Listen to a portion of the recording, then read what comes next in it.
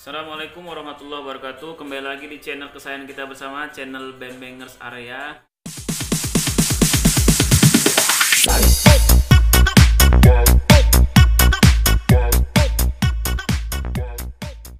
Jadi hari ini kita kembali untuk ngobrol-ngobrol tentang sepak bola ya.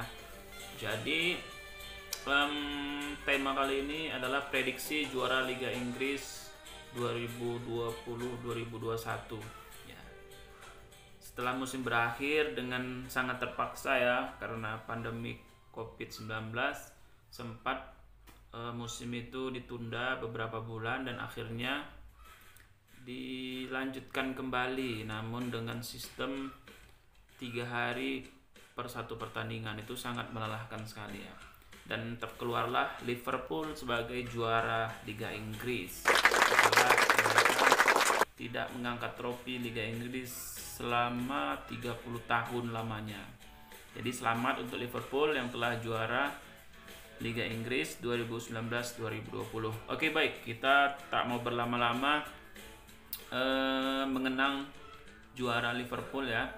Tentunya kita punya prediksi-prediksi baru untuk Liga Inggris musim 2020-2021. Ya, kita mulai dari tim-tim yang berpotensi untuk juara. Sudah pasti tim Big Six masih menjadi andalan musim depan, musim 2020-2021, yaitu Liverpool, City, MU, Chelsea, Arsenal, dan Tottenham Hotspur. Oke, baik. Kita bahas satu persatu, mulai dari Liverpool.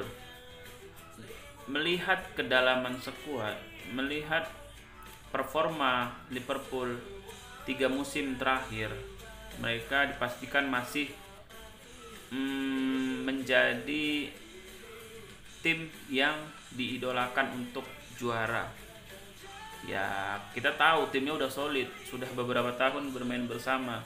Kemudian juga kejeniusan Jurgen Klopp meramu pemain-pemain yang bisa dibilang nggak terlalu bintang, tapi dia mampu membuat pemain-pemain yang biasa aja menjadi pemain bintang, seperti Mohamed Salah yang dulunya biasa aja.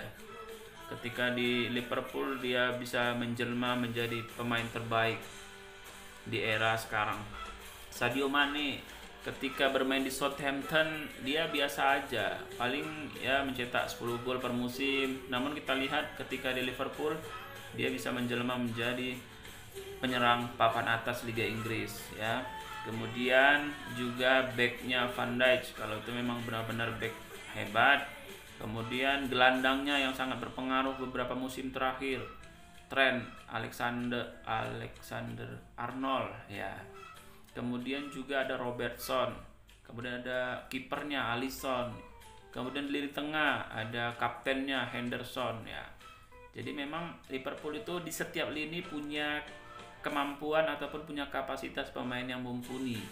Jadi maka nggak heran kalau Liverpool masih dijagokan untuk merengkuh Liga Inggris musim 2020-2021.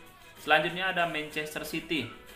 Kalau kita lihat Manchester City sudah membeli beberapa pemain ya, terutama di back dan winger. Back itu ada Nathan Ake, yaitu pemain akademi Chelsea ya kalau nggak salah.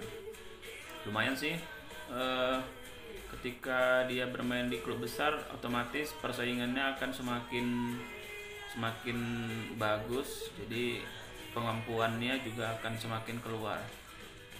Ferran Torres aku kurang tahu ya pemain ini, cuman katanya bagus sih, pemain muda asal Spanyol.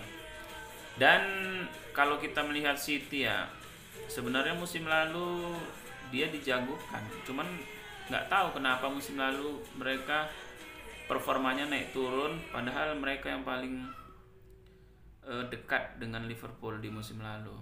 Sempat juga poinnya sama, nggak terlalu jauh lah, namun di paruh musim kedua performanya malah anjlok, sehingga ya selisih poin dengan Liverpool sangat jauh.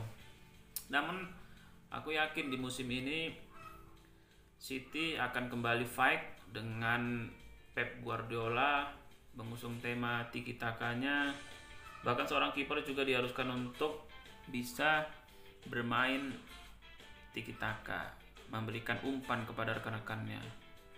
Masih memanfaatkan umpan-umpan cepat dengan kemampuan pemain antar pemain. Kita lihat Aguero juga masih layak untuk bermain.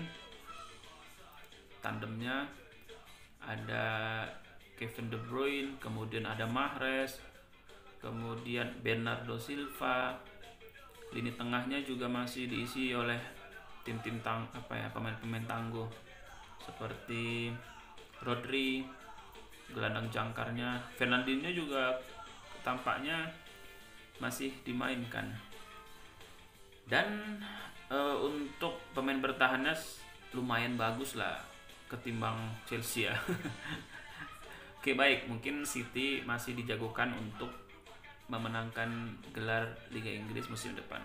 Selanjutnya ada MU. Ya, MU ini lumayan jor-joran ya. Sudah beli Van de Beek dia untuk gelandang serangnya. Kemudian dia juga mau membeli Koulibaly kalau nggak salah. Tapi kita lihat aja apakah dibeli City atau MU. Mana yang lebih cepat lah untuk melakukan negosiasi.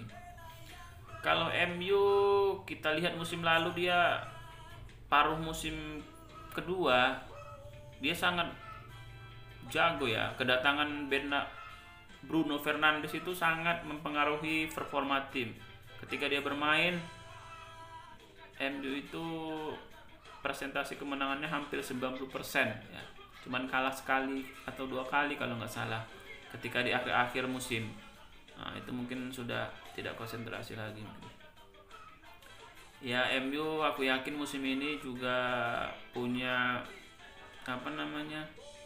punya kemampuan lah, bisa diperhitungkan lah untuk mengganggu hegemoni dari Liverpool musim lalu.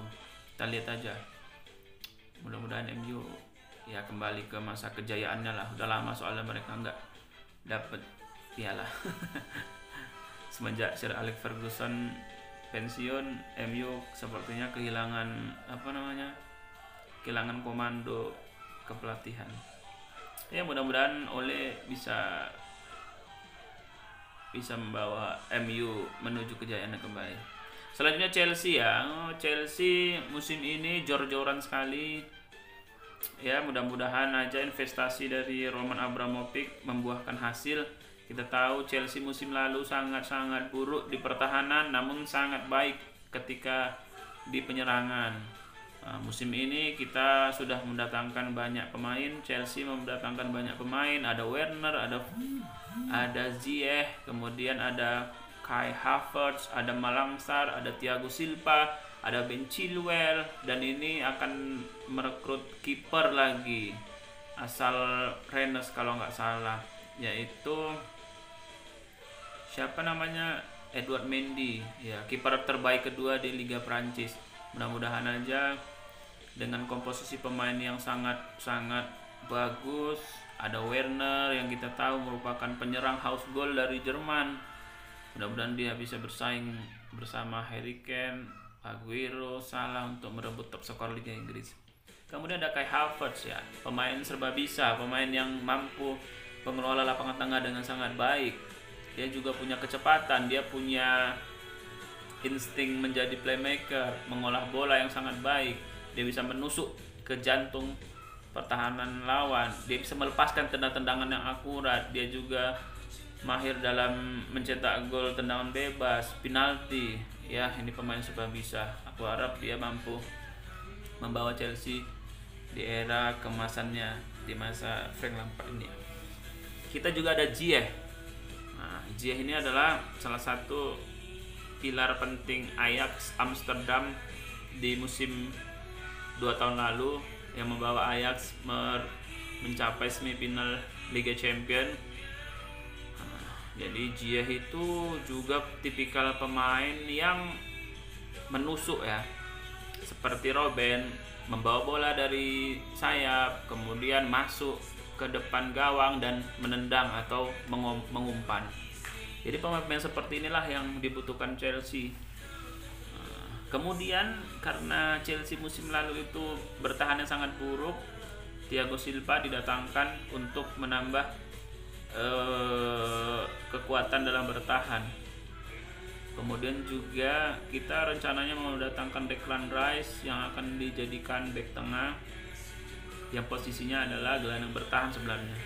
Ya mudah-mudahan aja Declan Rice bisa merapat supaya Chelsea semakin kuat di lini belakangnya, karena kelemahan Chelsea musim lalu benar-benar di lini belakang ya. Kita nggak tahu entah kenapa. Ya faktor mungkin Chelsea butuh seorang pemimpin di lini belakang seperti John Terry, seperti Gary Cahill dulu, yang mampu mengomandoi pemain-pemain bertahan untuk kapan waktunya bertahan, kapan waktunya menjaga lawan, kapan waktunya menjaga area pertahanan. Jadi di musim lalu itu betul-betul nggak ada. Azpilicueta kurang dia dalam memberikan komando di lini belakang. Mudah-mudahan nanti Thiago Silva bisa menjadi panutan lah dengan kemampuannya, dengan pengalamannya bermain sebagai kapten di tim-tim besar Eropa. Selanjutnya ada Arsenal ya. Kalau Arsenal musim lalu hoki aja sih menurut aku, dapat 2 gelar mereka, Piala FA dan Community Shield. Ya kita ucapkan selamat untuk Arsenal, walaupun timnya pas-pasan kita lihat, namun Arteta mampu membuat pemain Arsenal mampu bersaing. Ya semoga Aubameyang tetap bersinar di musim depan, karena itulah tumpuan Arsenal, Aubameyang. Kemudian gelandangnya juga, tapi banyak sih pemain-pemain yang balik, seperti gelandangnya Dani Ceballos, kemudian ada Gundozi, gelandang jangkarnya yang sangat bagus. Kemudian backnya juga lumayan sering blunder maksudnya. Ya mudah-mudahan Arsenal mampulah bersaing. Selanjutnya ada Spurs. Kalau kita melihat Spurs ya, musim lalu karena banyak pemain yang cedera, mereka tidak mampu bersaing di 4 besar ya. Mereka terlempar peringkat berapa dia? Tottenham peringkat 6 ya, malah di bawah ini, di bawah Leicester. Jadi mudah-mudahan musim ini pemain-pemain Spurs itu sudah kembali sehat, kembali fit, tidak banyak yang cedera, mampu bersaing dengan kehebatan Harry Kane, Dele Alli, Son, kemudian kipernya, dan mereka ada beli pemain baru ya, Doherty ya, pemain Wolves dulu. Oke, mungkin kalau dari secara umum aku masih menjagokan Liverpool untuk juara, namun karena aku adalah fans Chelsea, aku berharap sih di 10 pertandingan awal Lampard sudah menemukan ramuan untuk tim Chelsea, untuk skuad Chelsea musim ini. Kenapa? Kita tahu pemain-pemain Chelsea ini yang baru-baru datang, yang baru bergabung, punya nilai kebintangannya. Jadi itu sangat sulit juga untuk memadukan, untuk inilah menggabungkan menjadi satu tim yang komplit. Karena kan ego pemain bintang itu kita tahu lah seperti apa. Ya mudah-mudahan aja Chelsea bisa bersaing dengan Liverpool dan City dan MU untuk menjuarai Liga Inggris. Oke, mungkin itu aja prediksinya. Liverpool, City, Chelsea, MU, Spurs, Arsenal. Oke, sampai jumpa di pekan pertama Liga Inggris. Mudah-mudahan Chelsea menang lawan Brighton. Namun Ziyech baru didatangkan udah cedera, nggak main. Ya udah, masih ada Pulisic, masih ada Werner, dan Kai Havertz juga bakal dimainkan kayaknya sih. Oke, Itu aja. Salam The Blues.